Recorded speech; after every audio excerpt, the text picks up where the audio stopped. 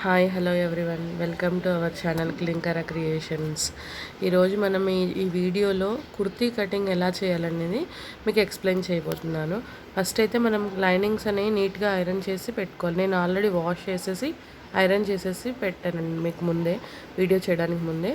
మనం first measurement ఏం తీసుకోవాలంటే, మనకి కుర్తీకి కింద ఏదైతే గేర్ ఉంటుందో విడ్త్ అనేది, ఆ విడ్త్ని మెజర్ చేసుకోవాలి. కస్టమర్ యొక్క కుర్తీ మెజర్మెంట్ ఎంతంటే 27 రావాలి. 27 ఇంచెస్కి డివైడెడ్ బై 2 చేసుకోవాలి.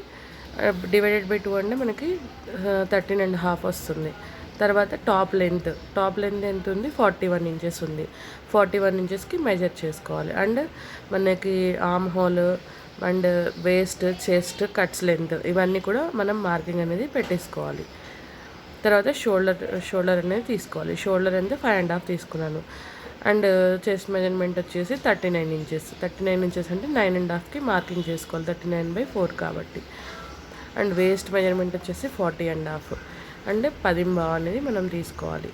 కట్స్ లెంత్ వచ్చేసి 52 ఇంచెస్. కట్స్ లూజ్ వచ్చేసి కట్స్ లెంత్ వచ్చేసి 23, కట్స్ లూజ్ వచ్చేసి 52 ఇంచెస్. 52 ఇంచెస్ అంటే డివైడెడ్ బై 2 అంటే మనకి ఎంత వస్తుంది, 13.5 వచ్చింది. 13.5కి అండ్ దానికి మార్కింగ్ చేసేసుకొని మనం కట్స్కి ఏదైతే స్ట్రైట్ లైన్ అనేది మార్కింగ్ చేసుకోవాలి. కట్స్ నుంచి మనకి కింద గేర్కి మార్కింగ్ చేసుకోవాలి. తర్వాత మనం ఆర్మ్ హోల్ అనేది మార్కింగ్ చేసుకుందాము.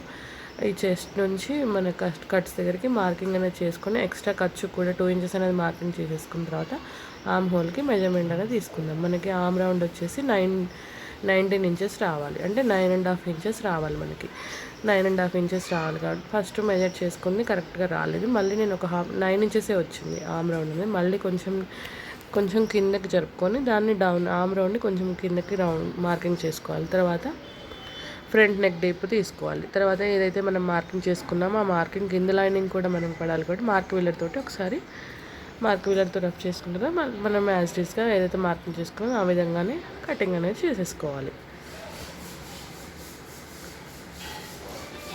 కింద ఉన్న లేయర్కి కూడా మార్కింగ్ అనేది పడుతుంది చూడండి.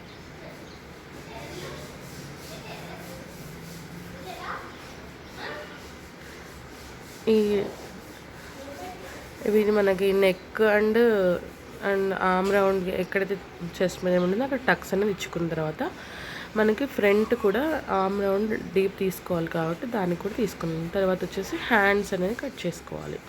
మనకి ఏదైతే రిమైనింగ్ పార్ట్ ఉంటుందో లైనింగ్లో దాని దగ్గర మనము హ్యాండ్స్ అనేవి తీసుకోవాలి.